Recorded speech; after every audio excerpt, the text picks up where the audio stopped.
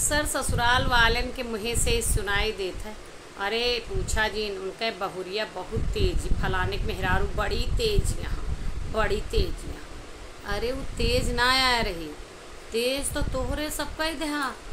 ताना रूपी गाड़ी का एक्सीलेटर इतना दबाया कि वो मजबूर हो गए स्पीड पकड़े पर। ओका इतना ताना दिहा, ओका एक्सीलेटर इतना दबाए दिहा कि अब वो तेज हो गया तो हार धीम हो गया आवाज़।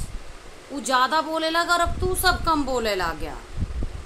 तो यह लिए केहू का इतना ताना ना दिया, इतना एक्सीलेटर केहू का दबावा जितनी स्पीड तोहरे बराबर चले। ई ना को के एक्सीलेटर दबावत ओके स्पीड तो बढ़ाए दा और अपन धीम कैला।